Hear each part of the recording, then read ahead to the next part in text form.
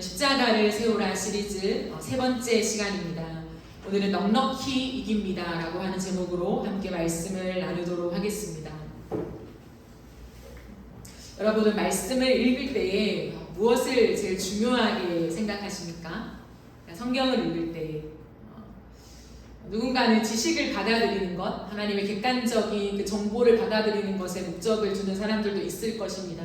그러나 저는 개인적으로 말씀을 읽을 때 하나님의 마음이 무엇일까에 거의 절대적인 힘을 쏟는 것 같아요. 그래서 그 마음을 가지고 성경을 들여다봅니다. 설교를 하다 보면 그 본문에 해당하는 말씀을 바르게 주의하고 또한 그 말씀 속에서 하나님의 마음을 풀어내는 것이 일반적이죠. 저 또한 그런 방식들을 선호하기에 본문 중심의 말씀을 여러분과 함께 나눕니다. 오늘은 제가 함께 나눌 말씀들을 준비하는 동안에 하나님의 마음이 제 안에 좀 부어지는 그런 것들이 좀 있었어요. 그래서 그것들을 좀 중심으로 해서 나가면서 하나님께서 저에게 오늘 본문은 결론과 같이 주신 말씀입니다. 그래서 그 내용들을 좀 쭉 다루면서 오늘 말씀들을 뒷부분에 제가 결론으로 가져가는 형식으로 설교 방법들을 취하도록 하겠습니다. 우리는 지난 3년 동안의 코로나 팬데믹을 지나왔죠. 참 너무나 아픈 시간들 또한 당황스러운 시간들, 이게 끝이 날까라고 하는 막막한 시간들을 3년 가까이 보내게 되었습니다. 하나님이 온 땅의 주인이시고 하나님께서 아까 기도하였듯이 우리의 삶에 개입하신다라고 정말 믿는다면 코로나 3년 안의 시간 속에 하나님의 메시지가 있음을 우리는 믿어야 합니다. 이 땅의 그 어떤 것도 하나님의 허락 없이는 이루어질 수 없음을 우리가 믿는다면 정말 이 온 땅 가운데 있었던 팬데믹의 사건이 단순한 전염병으로 끝나는 것이 아니라 하나님의 메시지가 숨어 있다라고 하는 것을 반드시 기억해야 한다는 것이죠. 그리고 교회는 그 하나님의 메시지를 예배와 연결하여 생각해야 합니다. 왜냐하면 이 세상의 현상은요, 언제나 예배와 관련이 있기 때문입니다. 하나님께서는 이 땅에 하나님의 백성들과 그들이 살아가는 삶에 있어서 예배를 가장 중요하게 여기시는 분이십니다.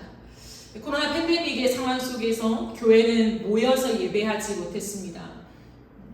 교회 행사와 수련회, 아웃리치, 선교, 모든 것을 멈추어야 했죠. 그 누구도 멈추고 싶은 사람은 없었을 것입니다. 하지만 결론적으로는 멈추게 되었죠. 과연 이 3년의 가까운 시간 동안에 교회는 왜 예배 문을 닫아야만 했으며 그 안에 담긴 하나님의 뜻이 무엇인가, 메시지가 무엇인가에 대한 바른 정리가 분명하게 필요합니다. 그냥 대충 하나님의 어떠한 마음이 있겠지, 어떠한 메시지가 있을 거야로 지나칠 수 없는 부분이라는 것이죠. 그래서 우리는 다시 한번 하나님에게서 예배가 무엇이고 예배가 멈춘다는 것은 또 어떤 의미인가에 대한 것들을 먼저 좀 살펴보고자 합니다.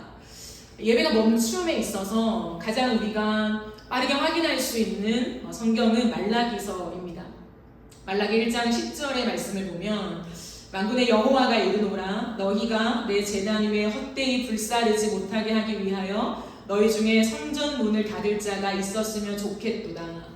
내가 너희를 기뻐하지 아니하며 너희가 손으로 드리는 것을 받지도 아니하리라 라고 하는 말씀이 있습니다.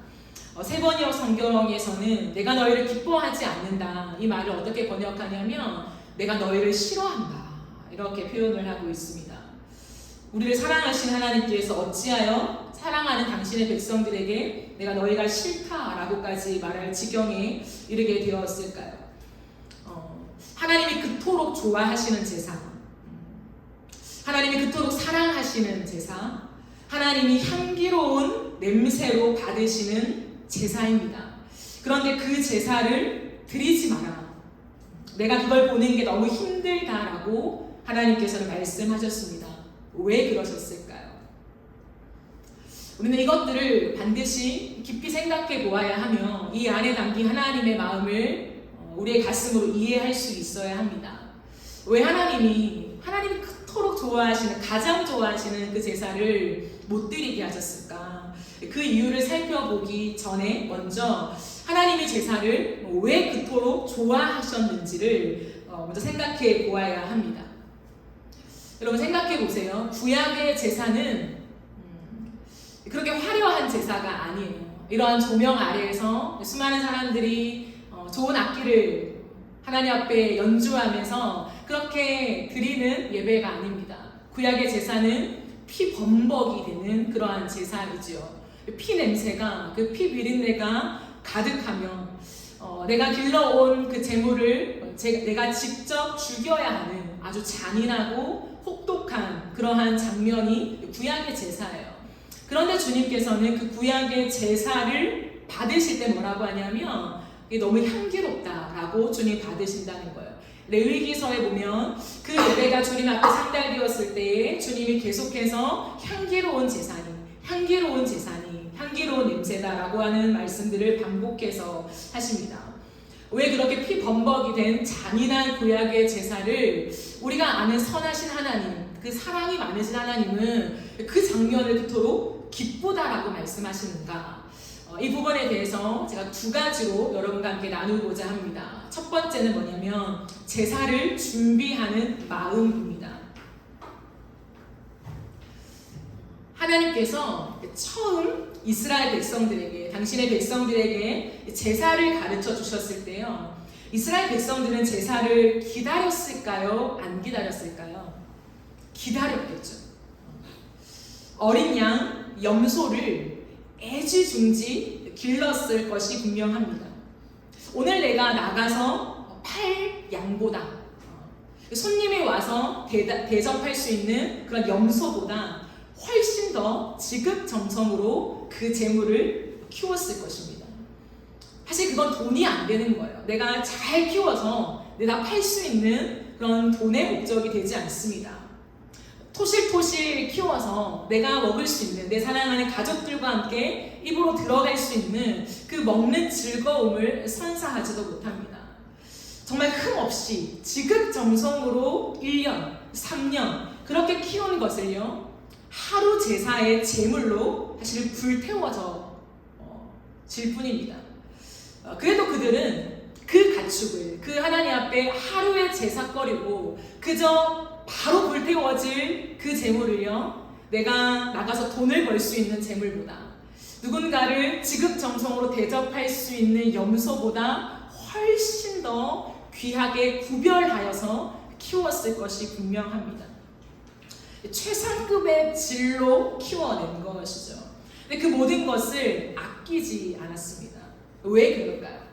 왜 이스라엘 백성들은 그렇게 하나님 앞에 하루에 불태워질 그 재물을 자신의 돈이 될 수 있고 맛있는 것이 될 수 있는 그런 것보다 훨씬 더 지극정성으로 구별하여 가장 좋은 것을 먹이면서 애지중지 키워냈을까요? 그건 딱 하나죠. 그 재물을 가지고 갈 때 이 재물을 통해서 하나님을 만날 수 있기 때문이었어요.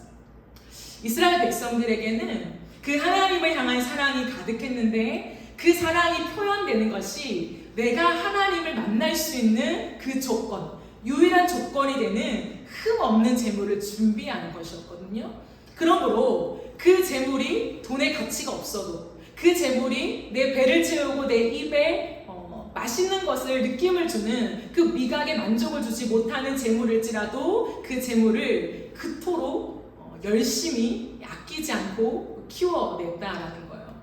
이스라엘 백성들의 중심에는 제사, 이 제사를 생각할 때 하나님을 향한 사랑, 그 주님을 만날 수 있다라고 하는 설레임이 분명히 그들의 마음을 가득 채우고 있었을 것입니다.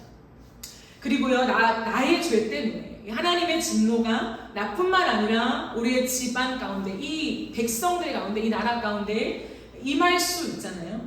그런데 그 제물의 죽음과 그의 피는요, 내 죄를 씻게 하는 능력이 된다는 것을 알고 있었습니다.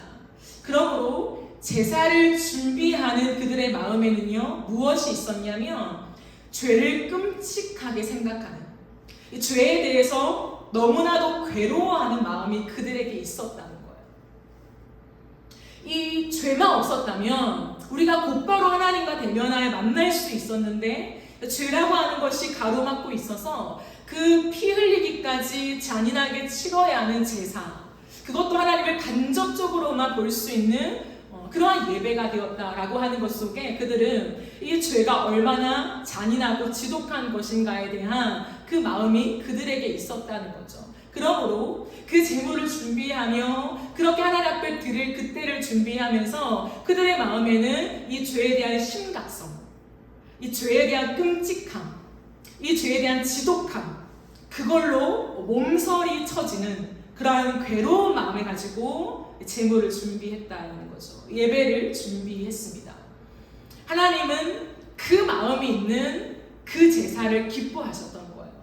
하나님을 만나기를 오매불망 기다리며 하나님과 다 있고 싶은 그들의 마음, 그리고 그 죄에 대해서 괴로워하는, 이 죄가 얼마나 심각한 것인가를 날마다 느끼며 나아가는 그들의 마음을 하나님은 너무너무 기뻐하셨던 거죠. 왜냐하면 두 번째 이유입니다. 그것은 속죄의 효과입니다.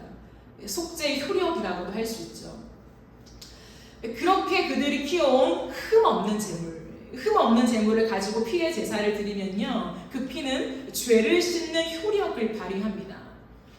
그때 어떠한 효력이 발휘된다고요? 죄를 씻긴, 그러니까 죄가 없어지지요. 그때 하나님이 일시적으로, 구약은 일시적입니다. 왜냐하면 완전한 대사가 아니기 때문에.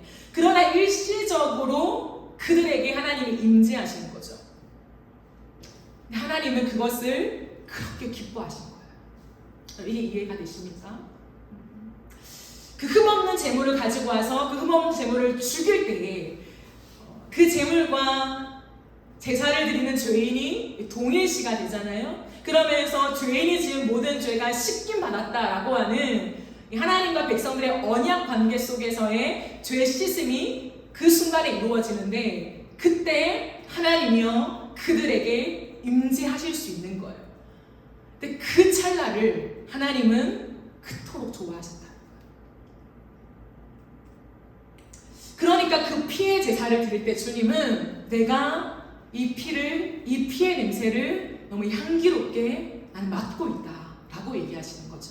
사실은 피 냄새를 맡는 게 아니라 죄가 없어져서 그들과 닿아서 그들의 채취를 맡는 게 아닐까요? 사랑하는 사람들이 옆에 있을 때 그 사랑하는 사람의 채취가 나에게 맡아져서 참 그것이 행복하고 편안한 것처럼, 하나님은요 그 피의 제사를 통해서 당신의 백성들의 곁에 갈 수 있는, 임재할 수 있는 것을 통하여 그들의 채취를 맡는 것, 그들과 닿은 그것을 그토록 기뻐하셨다는 거예요. 그리고 생각해 보세요, 여러분. 이 피의 제사가 한창입니다. 죽이고 가죽을 벗기고 조각을 내고 그 피를 제단 사방에 뿌리고, 그러한 제사가 한창 이루어질 때에 하나님의 한켠의 마음에는요 어떠한 생각을 하고 계실까요? 그럼 우리 하나님은 인격적이신 분이잖아요. 그냥 팔짱 끼고 제사를 드리나 보다 이렇게 받는 그런 우리가 아는 이상한 신이 아니에요. 하나님은 인격적이시잖아요. 그렇다면 우리의 이해 속에 하나님은 생각하신다는 거예요. 그 피의 제사를 보시면서 주님은 무엇을 생각하고 계실까요? 성삼위 하나님께서 이루어 가실 완전한 제사, 그리스도가 제물되어서 이제는 간접적이고 일시적인 거함이 아니라 완전히 내 백성들과 함께 거할 수 있는 그 완성된 하나님의 제사를 주님은 생각하고 계시겠죠. 그 성부, 성자, 성령 하나님께서 함께 만들어 가시는 구속의 계획, 그것을 다시 한번 생각하시면서, 그래, 내가 내 백성들과 만나기 위해서 나는 반드시 이 완전한 제사를 치를 것이다 라고 하시는 그 하나님의 정확한 타이밍 속에서 그 구원을 준비하고 계시지 않았을까요? 그렇기 때문에 주님은 그 제사를 그토록 기뻐하신 거예요. 너무나도 좋아하셨던 것이죠. 그런 하나님께서 그렇게 기뻐하셨던 제사를 못 견뎌 하시면서 내가 괴롭다라고 주님이 고함을 지르시는 것 같아요. 제발 누가 이 성전문을 닫을 자가 있었으면 좋겠다 왜 그러실까요? 놀랍게도 그 이유가 똑같습니다. 첫 번째 뭐라고 말씀드렸나요? 제사를 준비하는 마음. 하나님이 그 예배를 싫어하게 된 이유도 제사를 준비하는 마음 때문이었습니다. 왜냐하면 제사를 준비하는 이스라엘 백성들의 마음이 달라졌기 때문입니다. 하나님은 그들에게 말씀하세요. 말라기서에서 너희는 나를 경외하지 않아. 너희는 더 이상 나를 사랑하지 않아 라고 말씀하세요. 선지자로부터 그 말을 전해 들은 이스라엘 백성들은 굉장히 섭섭해합니다. 굉장히 서운해해요. 화가 나요.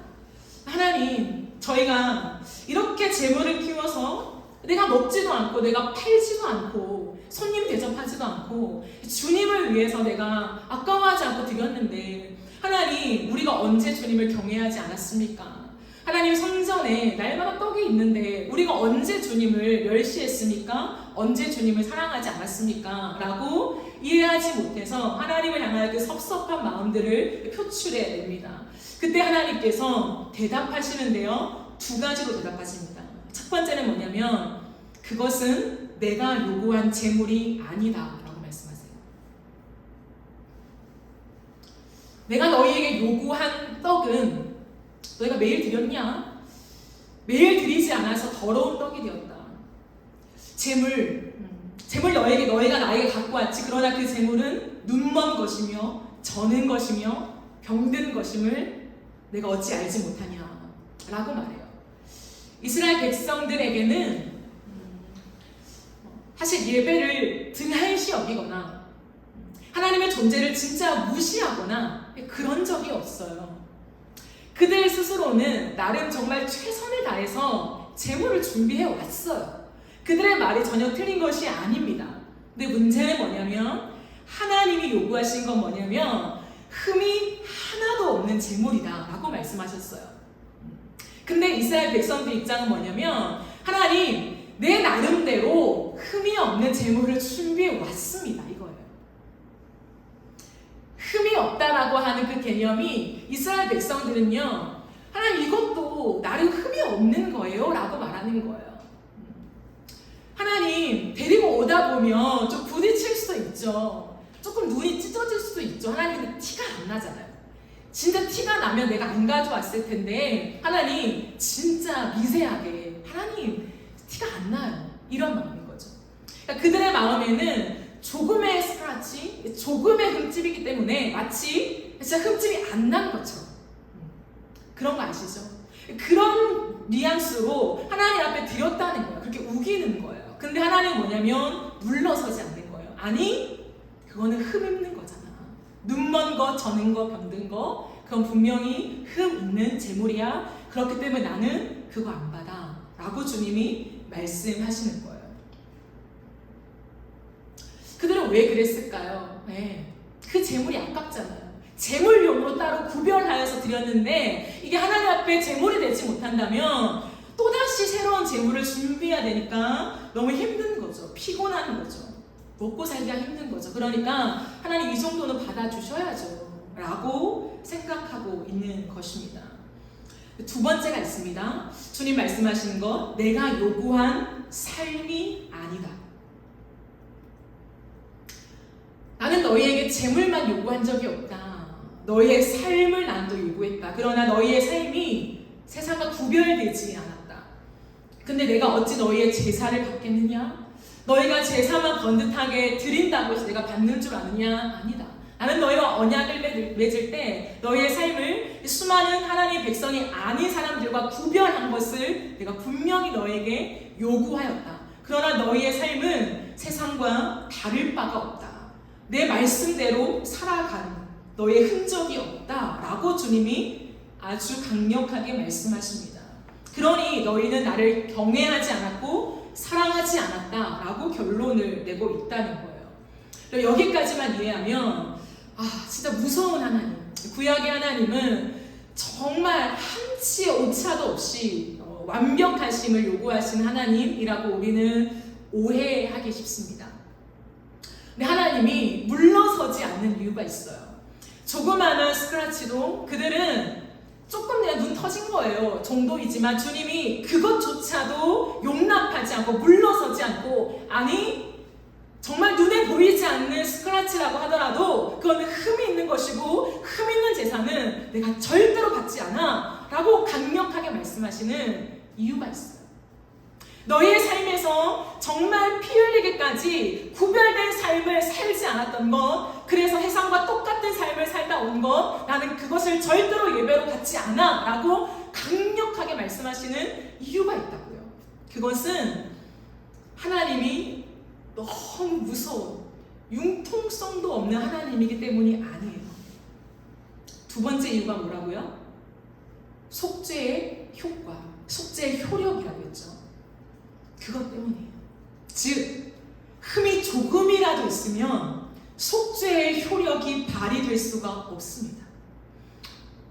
하나님의 백성들의 삶에 하나님의 말씀이 없다면 속죄의 효력을 발휘하는 주님 앞에 예배가 드려질 수가 없어요.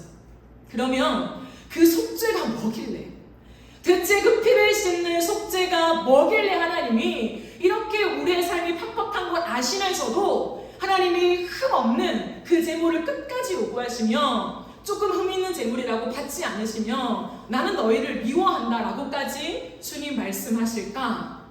그 이유가 있죠. 속죄의 효력이 발휘되지 않으면 하나님이 우리에게 닿을 수가 없어요.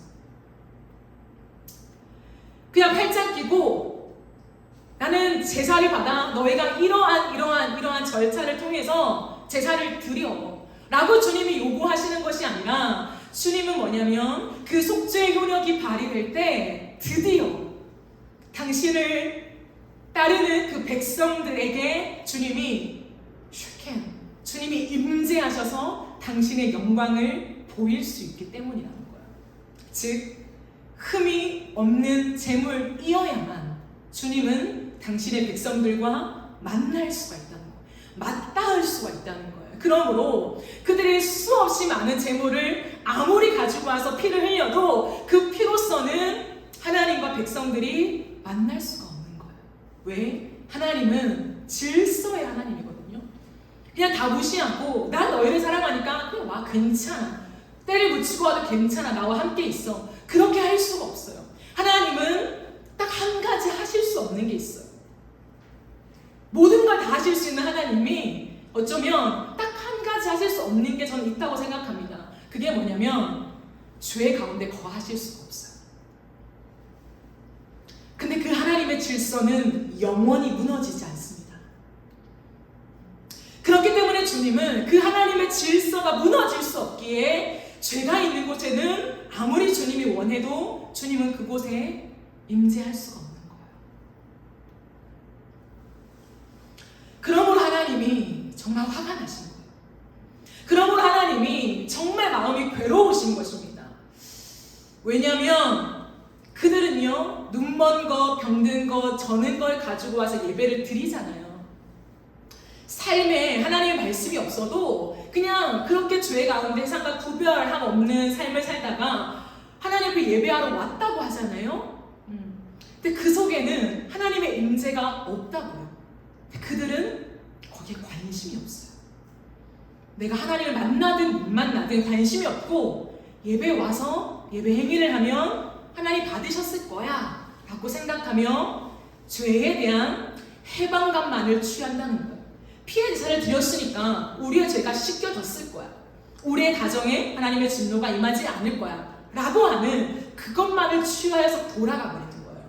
어느샌가 그들에게는 하나님하고의 만남에 어떠한 설레임도 기다림도 기쁨도 없는 거예요.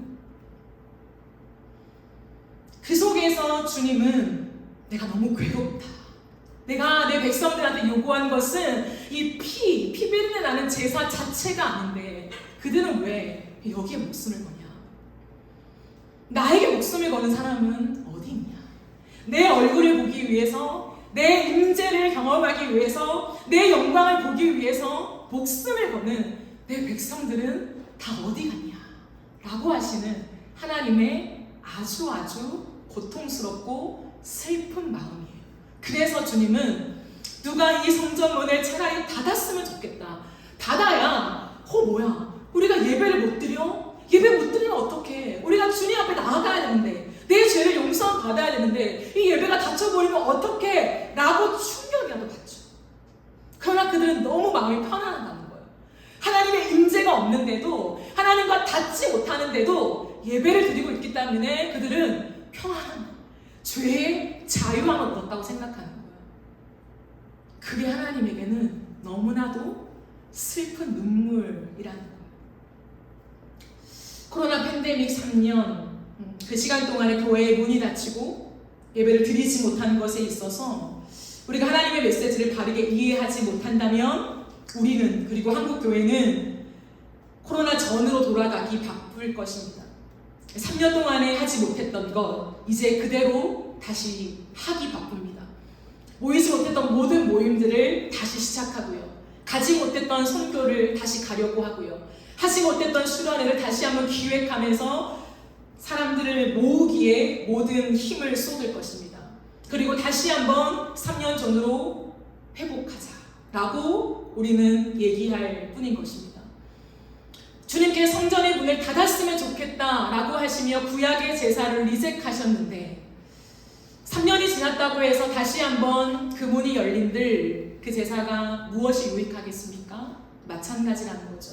물론 우리는 구약의 제사가 아니지만 이 시대 속에 하나님께서 이 모든 온 땅의 예배의 문을 닫으신 것은 단순한 전염병 때문만은 아닙니다.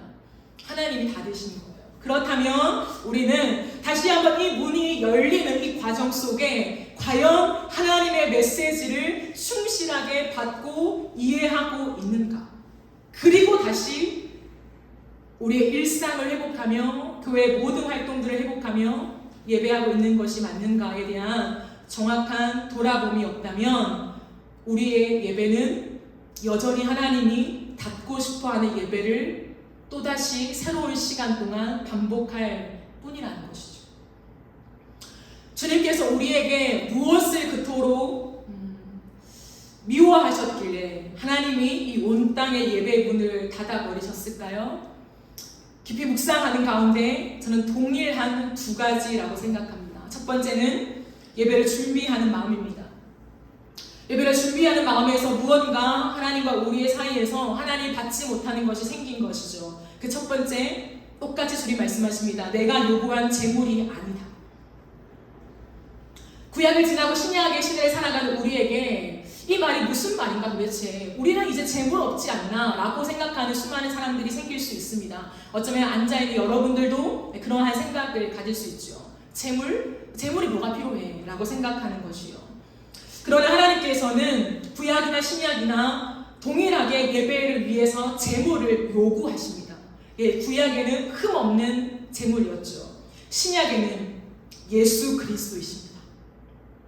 구약의 모든 제사를 완성하신 우리의 화목 제물 대신, 어린 양 대신 예수 그리스도만이 이 땅에 하나님이 예배를 받으시는 유일한 통로라는 것이죠.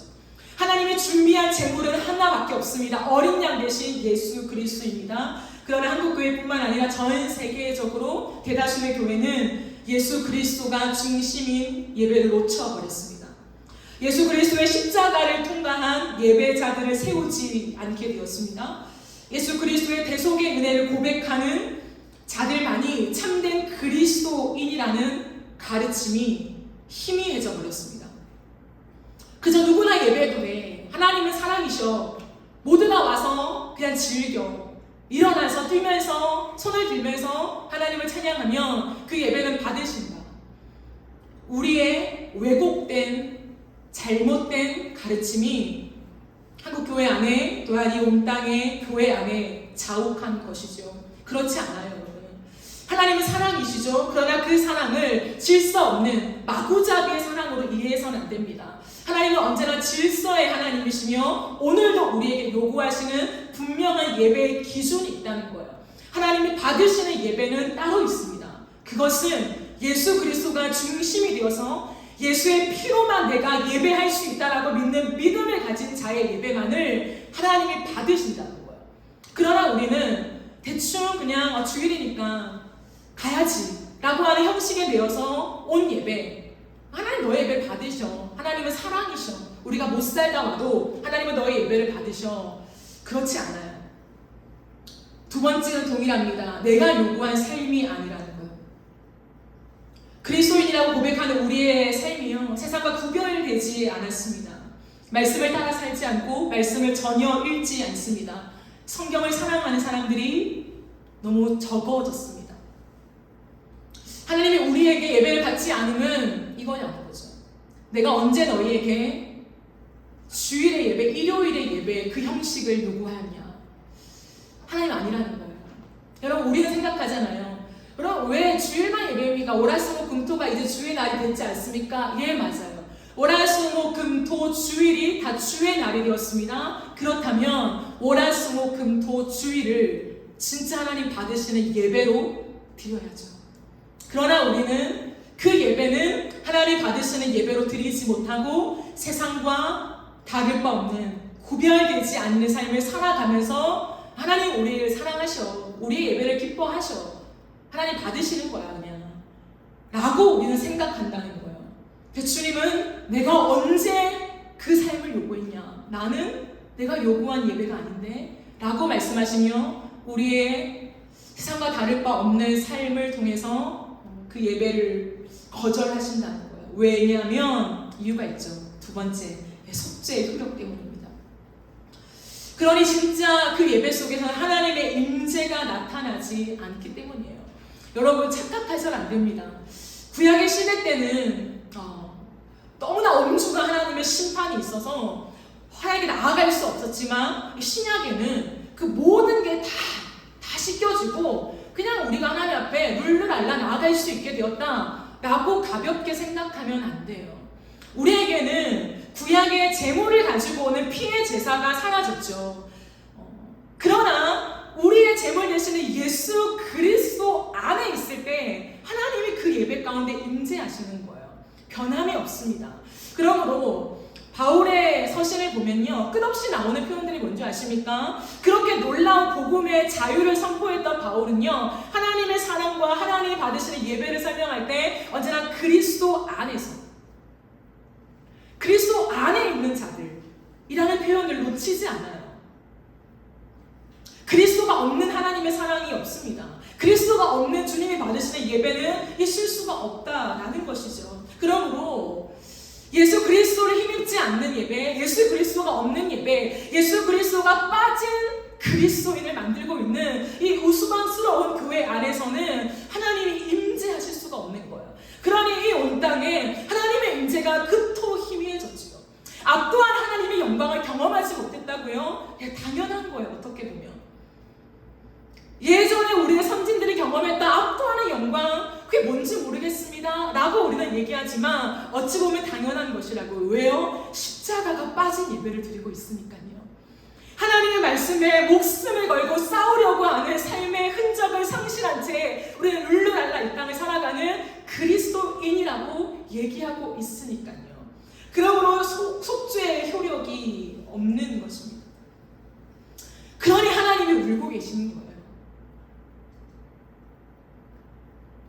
하나님이 임재하고 싶으신데 임재하실 수가 없는 거예요. 여러분, 비가 억수같이 쏟아지잖아요. 비가 엄청나게 와요. 근데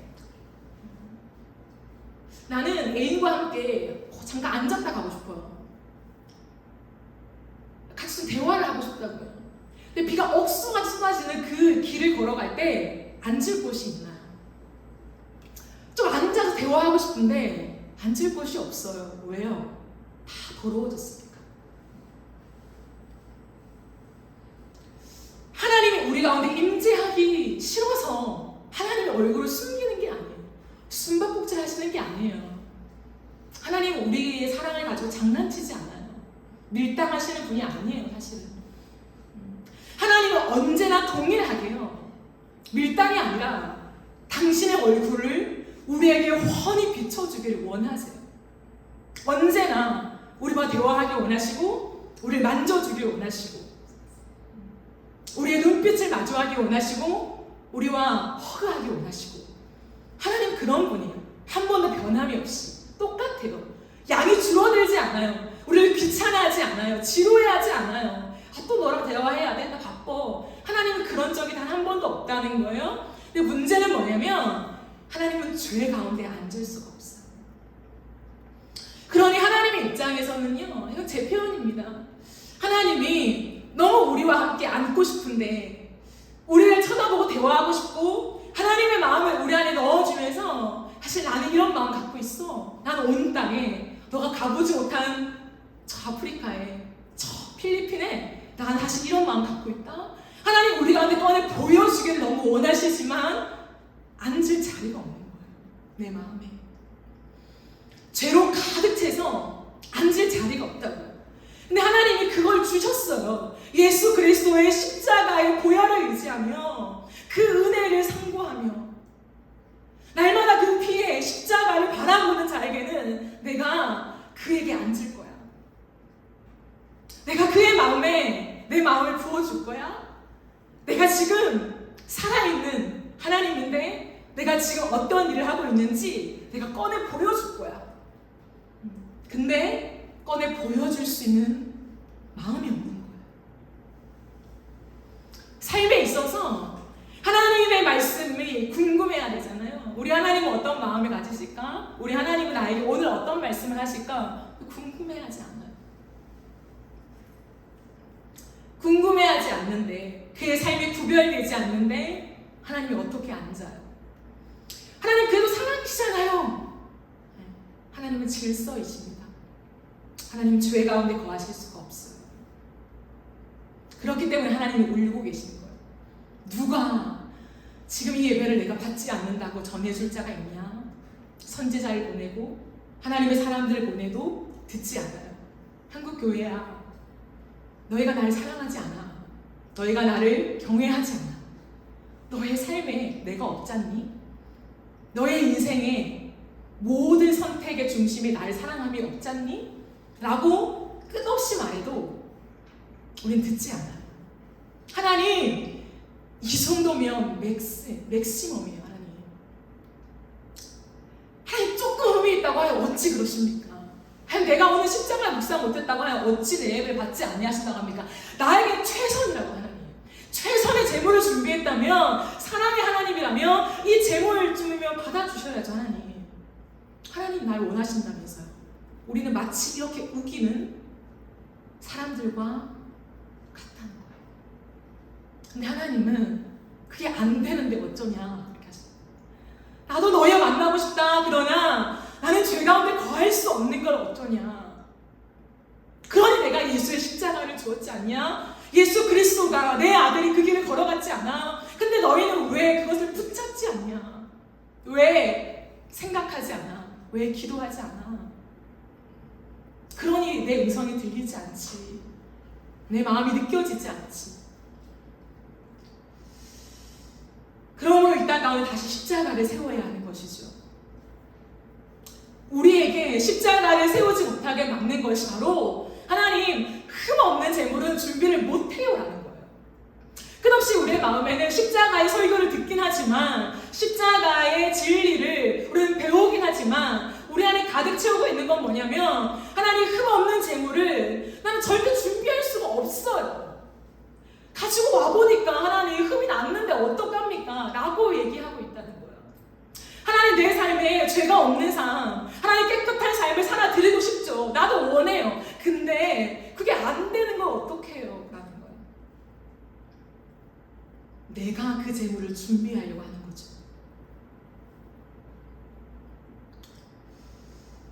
그러니까 하나님 안 돼요. 안 돼요. 안 돼요. 안 되다 보니까 아예 그 삶을 트라이하지 않는 거예요. 나는 죄와 분리될 수 없잖아요. 하나님, 죄가 없는 삶을 살 수 없어요. 그거 못해요. 흠없는 제물은 안 돼요. 안 돼요. 여러분 잘 들으십시오.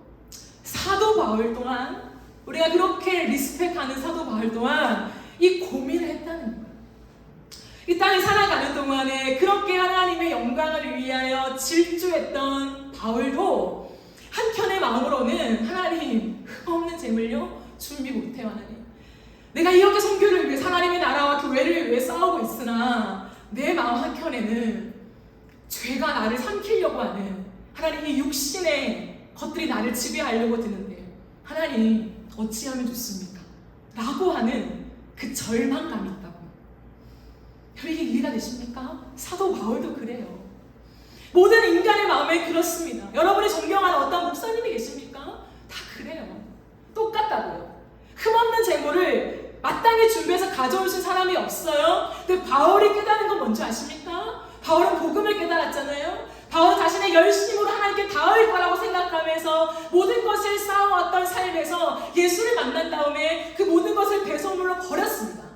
그렇다고 열심히 안 살았나요? 아니요. 더 열심히 살았죠. 근데 죄가 자욱한 거예요. 내 마음에. 그때 바울이 한 건 뭐냐면, 하나님, 흠없는 재물을 준비 못해요. 나는 죄인이에요. 어쩔 수 없어요. 라고 하며 연약함에 함몰당하는 것이 아니라 그는 이렇게 선언합니다. 오늘 본문이요. 그런즉 이 일에 대하여 우리가 무슨 말 하리요? 만일 하나님이 우리를 위하시면 누가 우리를 대적하리요? 자기 아들 낳게 아니하시고 우리 모든 사람을 위하여 내어주신 이가 어찌 그 아들과 함께 이 모든 것을 우리에게 주시지 않겠느냐? 누가 능히 하나님께서 택하신 자들을 고발하리요? 의롭다 하신 이는 하나님이시니 누가 정죄하리요? 죽으실 뿐 아니라 다시 살아나신 이는 그리스도 예수시니 그는 하나님의 우편에 계신 자요 우리를 위하여 지금도 간구하시는 자니라 라고 선포한다는 거예요. 여러분, 이 선포가 사도 바울의 가슴에 가득해 있었어요. 하나님의 말씀이요 그의 가슴에 가득하게 채워져 있었다고요.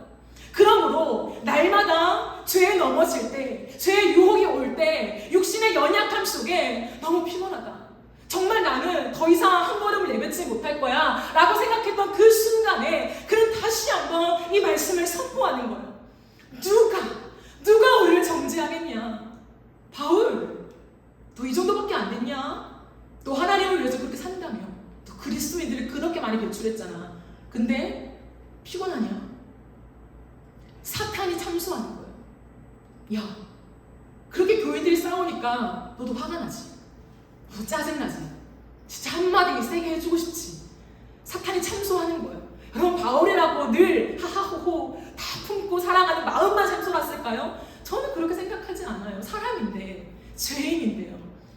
그러나 바울의 힘은 뭐였냐면 복음을 삶으로 끌어안아 내 심장에 새긴 것이 바울의 힘이었습니다. 누가 나를 정죄하리요? 그래, 맞다. 내가 여전히 죄악 가운데 사랑하지 못하지. 여러 가지 막 가르치고 싶은 마음들이 여기까지 올라오지. 그러나 누가 날 정죄하리요? 이런 나를 예수가 흠없는 제물이 되어서 하나님 앞에 드려진 바 되어서 십자가의 처참한 그 죽음을 당하시면서 나를 의롭다 하셨는데 누가 안 된다고 말하냐? 내가 흠없는 제물을 준비하지 못할지라도 나는 흠없는 제물 대신 예수를 의지하여 또다시 죄와 피 터지게 싸우리라. 여러분, 이것이 바울의 위대한 복음적 선언입니다.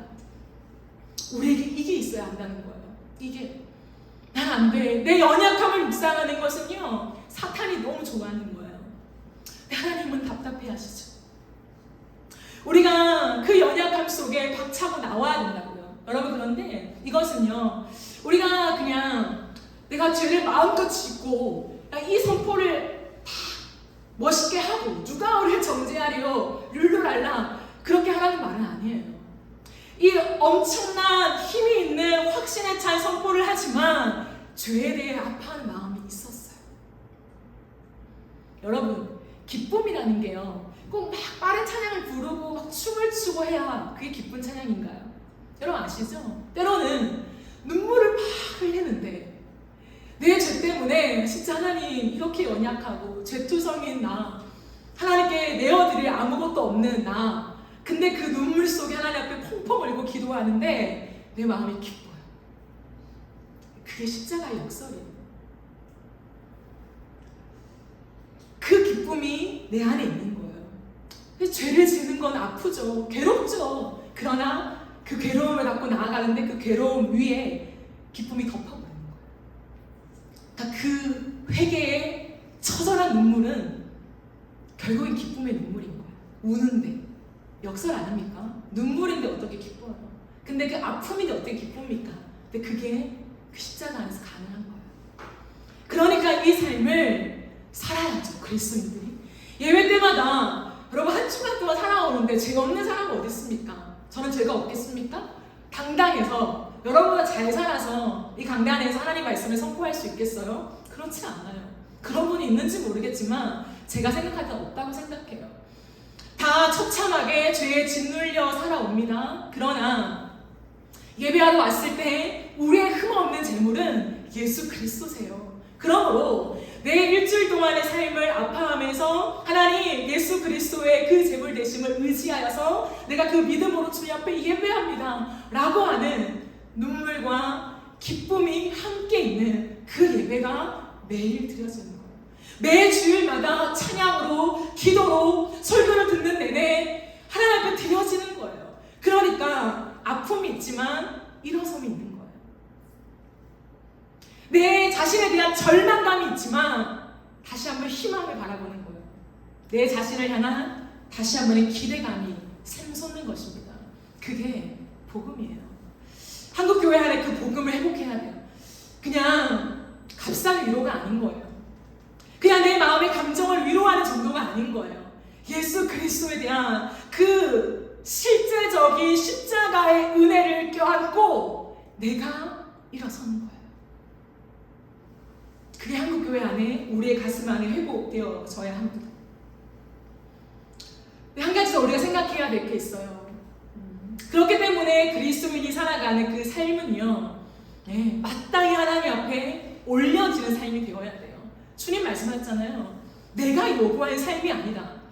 이 온 땅을 바라보시면서 어쩌면 한국교회를 바라보시면서 내가 핏값으로 산 내 성도들한테 요구할 삶이 이건 아니야 라고 주님 말씀하시는 거예요. 그럼 주님이 요구하시는 삶이 뭘까요?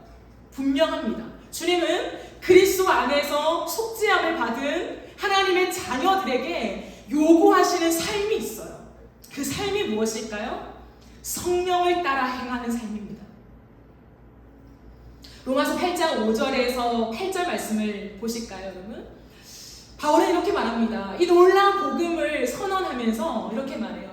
그러나 육신을 따르는 자는 육신의 일을, 영을 따르는 자는 영의 일을 생각하나니 육신의 생각은 사망이요 영의 생각은 생명과 평안이니라. 육신의 생각은 하나님과 어떻게 해요? 원수가 된대요. 이는 하나님의 법에 굴복하지 아니할 뿐 아니라 할 수도 없다. 육신의 생각에 사로잡혀서 이 땅을 살아가는 육신의 정욕, 안목의 정욕, 이생의 자랑에 붙잡힌 사람들은 하나님의 법에 굴복할 수가 없죠. 하고 싶지도 않고. 그러므로 육신에 있는 자들은 하나님을 기쁘시게 할 수 없다라고 분명히 말씀하십니다. 하나님을 기쁘게 해드리고 싶어도 육신을 따라 행하는 사람들아 하나님을 기쁘시게 할 수 없다. 분명하게 말씀하십니다. 여러분 이거는 복음 안에서 얘기하는 거예요. 8장 14절 17절 다시 한번 보겠습니다. 무릇 하나님의 영으로 인도함을 받은 사람은 곧 하나님의 아들이라. 그죠? 하나님의 아들이라 말하죠. 너희는 다시 무서워하는 종의 영을 받지 아니하고 양자의 영을 받았으므로 우리가 아빠 아버지라고 부르짖느니라. 이 은혜를 얻었죠. 성령이 친히 우리의 영과 더불어 우리가 하나님의 자녀인 것을 증언하신대요. 나의 감정적인 어떤 믿고 싶은 나의 갈망이 아닌 거예요. 성령께서 너는 하나님의 자녀야 라고 증언해 주셨다는 거예요. 놀랍게. 근데 17절 자녀이면 또한 상속자, 하나님의 상속자요. 하나님의 모든 것을 받아 누리시는 상속자요. 그리스도와 함께한 상속자니 보세요. 우리가 그와 함께 영광을 받기 위하여 무엇도요? 고난도 함께 받아야 할 것이다. 바울은 이것을 분명하게 말합니다. 하나님이 받으시는 예배에서 하나님이 요구하시는 제사는 흠없는 제물입니다. 그러므로 예수 그리스도가 제물 되심을 의지하는 믿음이죠. 근데 하나님께서는 나아가 우리에게 요구하시는 삶이 있다는 거예요. 예배로 받으시는 우리의 삶이 분명합니다. 성령을 따라 행하는 것.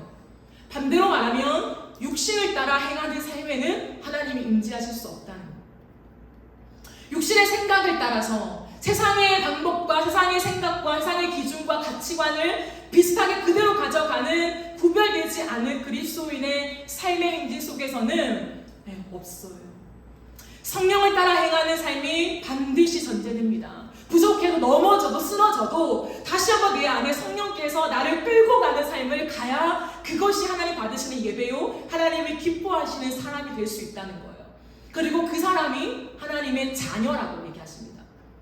자녀의 특징이 분명하죠. 근데 그 자녀면 모든 상속을 받는데 이 땅을 살아가는 동안에는 그리스도와 함께 고난도 받아야 한다는 겁니다. 그러므로 그리스도인들의 삶에는 반드시 고난이 있습니다.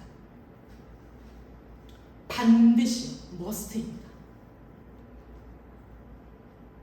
물론 고난의 종류와 우리가 체감하는 무게는 다르겠지요. 그러나 이 땅을 살아가는 그리스도인들의 모든 삶에는 고난이 반드시 따릅니다. 그리스도를 믿기 때문에 오는 손해가 반드시 있습니다.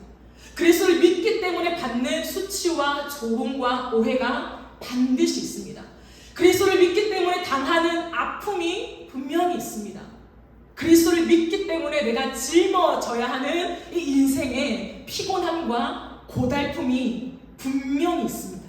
분명히. 근데 여러분, 반대로 우리의 삶에서 예수를 외면하면 당하지 않아도 됩니다. 성경은 이것을 분명하게 말씀하십니다. 하나님이 우리의 인생 속에 복을 주시지요. 이 땅에 기름진 복도 주시지요. 그러나 그것은 복만 주시는 게 아니에요. 예수 믿음 만사 형통, 할렐루야, 늘 마음의 평안, 기쁨, 희락, 감사, 그것만 넘치진 않아요.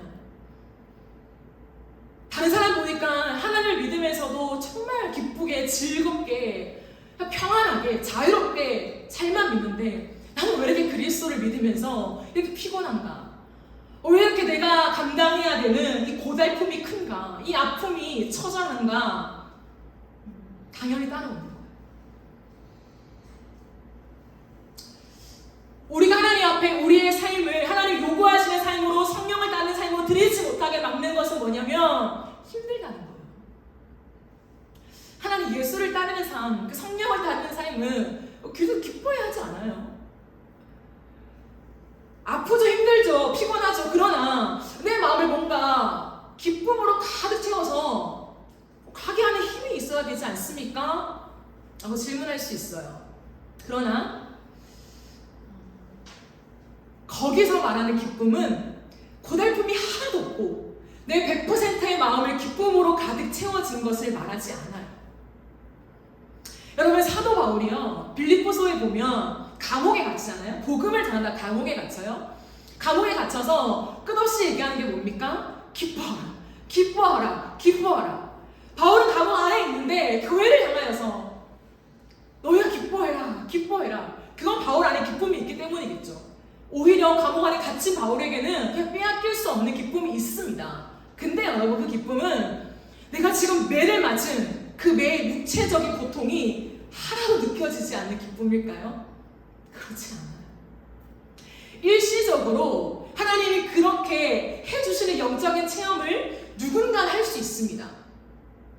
그러나 바울은 지금 내가 지금 매 맞고 피 터지고 내가 지금 잠을 못 자가지고 피곤에 쩔어가지고 있는데 나는 안 자도 괜찮아. 난 피곤하지 않는 걸? 잠이 안 와. 기뻐하자. 이게 기쁨이 아니에요. 로봇입니까, 바울이? 로봇이 아니에요. 고린도후서 11장에 보면 바울은요, 엄청난 말을 해요. 내가 이 40에 한한 가망매를 39대 맞는 거, 태장으로. 근데 그것은요, 어마어마한 거예요. 진짜 한 대 맞으면 정신을 잃은, 그것을 39대 맞는 거예요. 그걸 막다가 죽는 사람도 있대요. 그걸 끝없이 반복해서 맞고, 강의 위험, 동족의 위험, 내가 수많은 사람들의 어떤 질투의 위험, 이 모든 것들이 있대요. 루스드라에서는요, 돌에 맞아 사람들이 죽은 줄 알고 버렸잖아요. 쓰레기인 줄 알고, 시체인 줄 알고.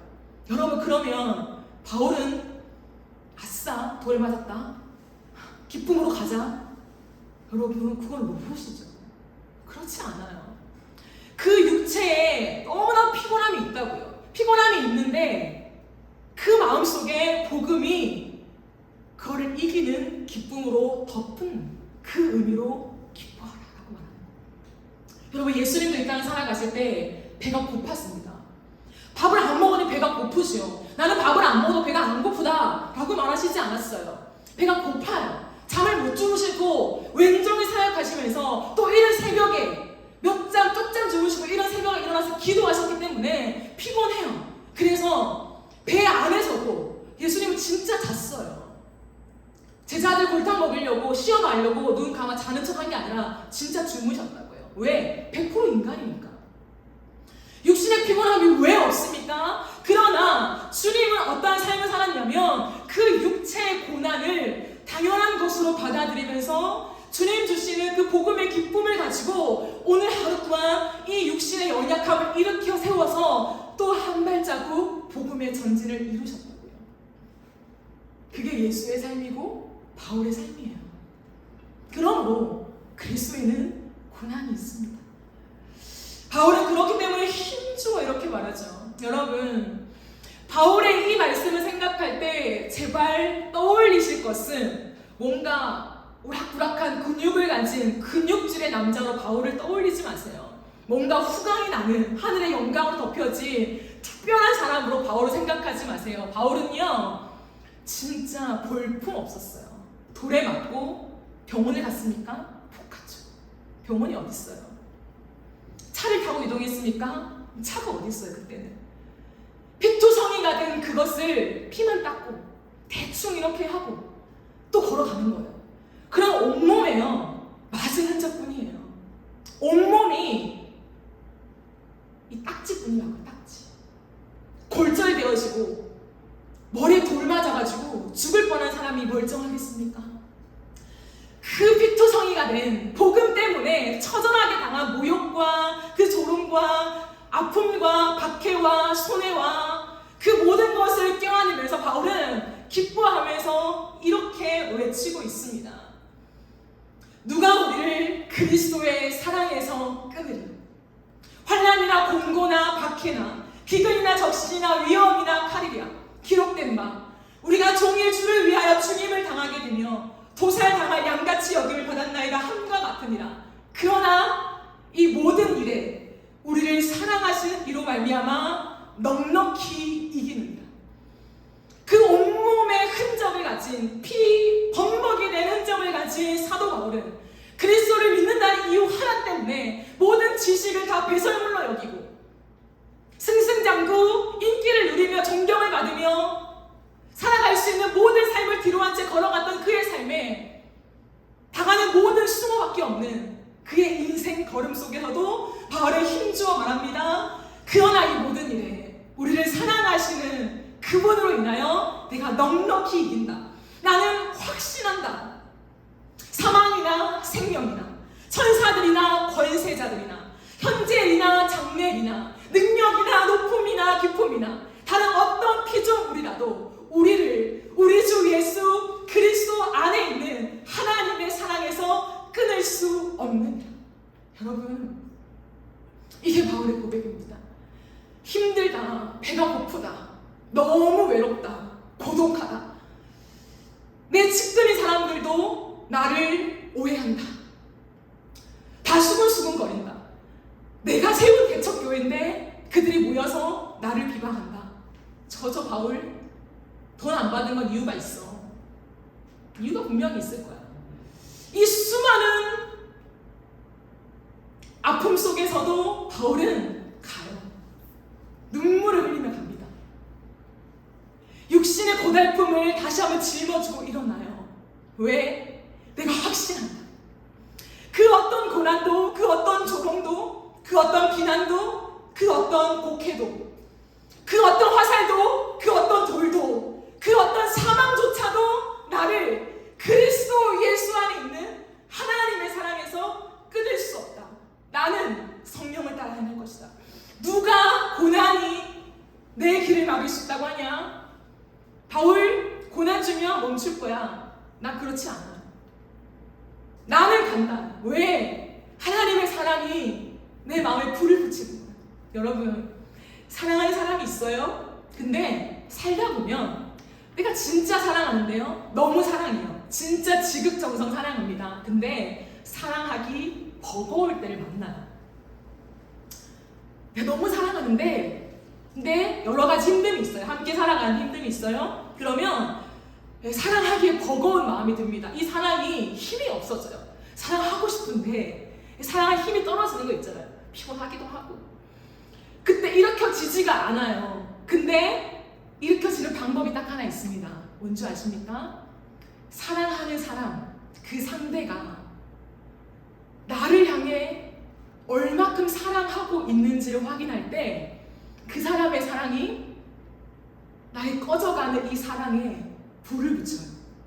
근데 그 불은요, 힘이 있죠. 번져가면 더 힘이 있습니다. 그래서 둘 다 사랑의 화력이 이전보다 훨씬 더 올라가는 거예요. 한 사람이 더 사랑할 수 있죠. 그러나 그 사람의 사랑이 꺾일 때 상대방이 내가 더 사랑한다고 생각했는데 저 상대가 나를 정말 사랑하는구나 라고 하는 것을 어떠한 지점에서도 확인할 때 나의 꺼져가는 진짜 없어질 것 같은 그 버거움에 치여서 사랑할 수 없어 라고 했던 그 불씨가 확 타오르는 거예요. 그래서 다시 한번 울면서 서로의 사랑을 확인하며 다시 한번 언약을 확인하며 사랑의 행진을 하죠. 똑같아요. 바울의 인생 속에 또한 우리의 인생 속에 힘듭니다. 어찌 하나님의 길을 걸어가는 힘들지 않을 수 있겠습니까? 어찌 성령으로 행하는데 힘들지 않을 수 있겠어요? 우리의 인생을 구별된 삶을 살아갈 때 힘듭니다. 예수를 외면하면 안 힘들어요. 그냥 적당히 비슷하게 살아가면 돼요. 세상 사람들이 즐기는 거 다 즐기고 생각하는 거 똑같이 생각하고 보는 거 똑같이 보고 그렇게 즐기며 살아가면 덜 피곤합니다. 그러나 그리스도인들은 그런 삶을 따라가는 사람들이 아니래요. 성령을 따라 행한대요. 근데 그 성령을 따라 행하는 그리스도를 따르는 삶은 고난이 따른대요.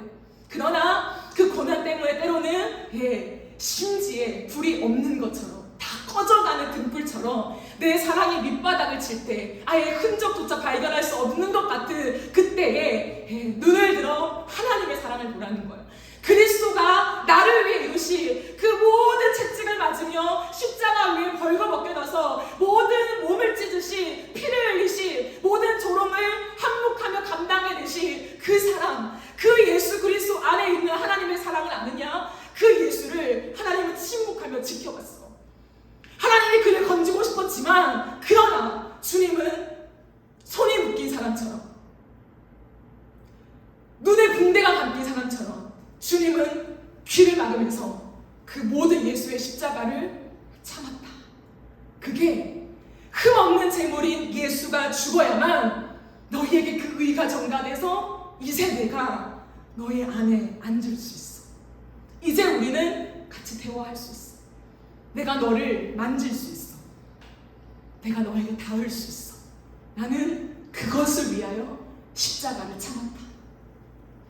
라고 하는 그 하나님의 사랑에 눈을 마주치면요, 확 타오르죠. 그래서 그리스도인은 걸어갑니다. 그래서 바울은 내가 넉넉히 이긴다.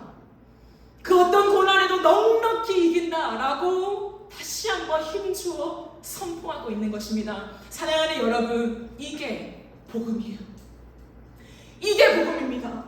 누가 싸구려 복음을 외칩니까? 누가 나의 공로로 내가 행하는 어떠한 형식으로 하나님을 만날 수 있다고요? 기쁘게 할 수 있다고요? No. 그럴 거면 예수가 왜 달려 죽었습니까? 그렇지 않아요. 여러분, 이 땅에 다시 한번 무너져 있는 십자가를 세워야 하는데 내 가슴부터 일으켜야 돼요. 내 가슴에 예수의 십자가, 내 삶에 하나님의 언약의 말씀, 그 주님이 요구하시는 재물과 요구하시는 삶이 있을 때에 하나님은 반드시 우리 가운데 임재하십니다. 왜? 그것만 바라보고 사시는 분이니까. 그 말도 안 되는 바보 같은 사랑을, 그 눈먼 사랑을 우리를 향하여 단 한 번도 쉬지 않은, 쉰 적이 없는 하나님이시기 때문에 반드시 주님은 그런 사람에게 임재하시며 당신의 마음을 보이십니다. 이 복음 안에, 이 십자가 안에 다시 한번 자유를 누리는, 그리고 우리의 모든 삶을 다시 한번 정돈하는 은혜가 있기를 간절히 바라고 소망합니다. 우리 시간 함께 찬양합시다.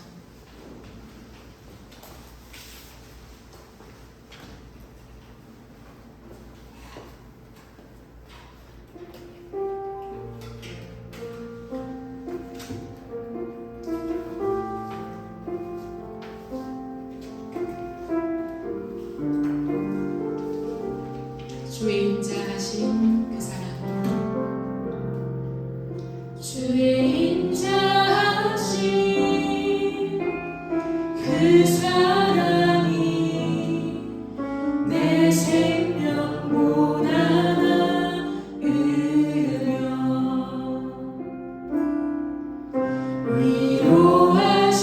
위로하시는 주 손길은 내 눈물보다 귀하다. 변함이 없는 주임제가 내 근심보다 가깝고 주님을 이신 그 보혈은 내 상처보다 진하다. 결국 내 주님과 함께 사는 것 나의 영원한 소원. 주의 아름다운 안에 사는 것 나의 영원한 기쁨. 주의 인자하신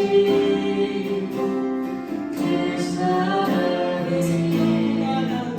내 생명보다 나으며 위로하시는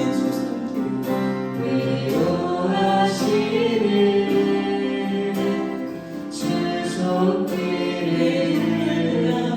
내 눈물보다 귀하다.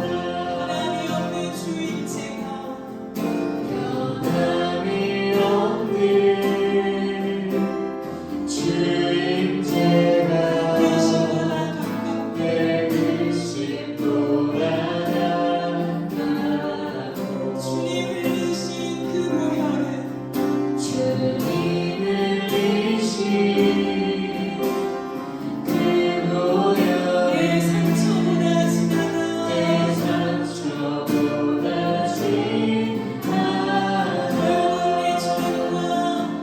결국 내 주님과 함께 사는 것 나의 영원한 소원. 주의 아름다운 나를 사는 나의 영원한 결국 내 주님과 함께 사는 것 나의 영원한 소원. 주의 아름다운 안에 사는 나의 영원한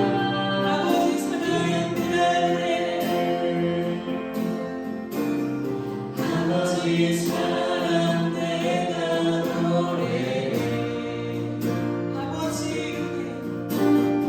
아버지 은혜 내가 노래해. 그 사랑 변함없으신 거짓없으신 성실하신 그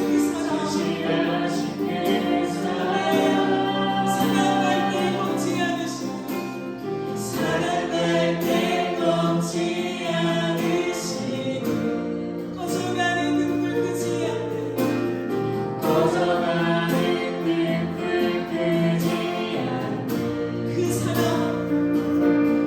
그 사랑 변함없으신 거짓없으신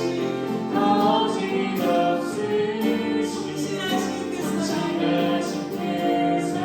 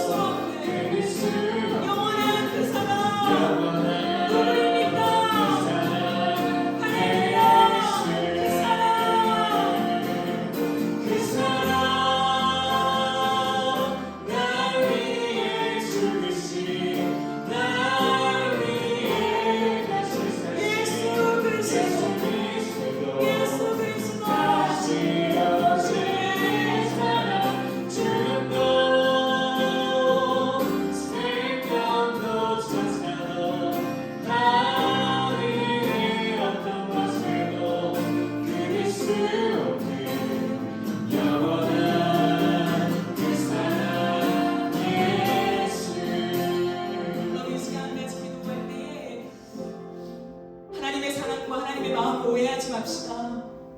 하나님은 우리에게 흠없는 재물을 요구하시면서 우리를 압박하시는 분이 아니에요. 더 의롭게, 더 의롭게, 더 의롭게, 더 열심히, 더 열심히, 더 열심히, 더 거룩하게, 더 거룩하게, 더 거룩하게 살아와야만 내가 만나줄 거야. 그런 악독한 존재가 아니에요. 하나님은 우리에게 그 모든 흠없는 재물과 구별된 삶을 요구하시는 이유는 딱 하나예요. 그것 위에서만 하나님이 우리와 닿을 수 있기 때문에, 우리를 만날 수 있기 때문에. 여러분, 이 하나님의 사랑을 진짜 오해하지 맙시다. 우리가 원하는 대로 주님께 드린다고 해서 예배가 받아지는 게 아니에요. 하나님의 기쁨이 되는 게 아닙니다. 하나님은 죄 가운데 거하실 수 없기 때문에 하나님이 요구하시는 대로 드려야만 하나님과 우리가 만날 수 있고 사랑할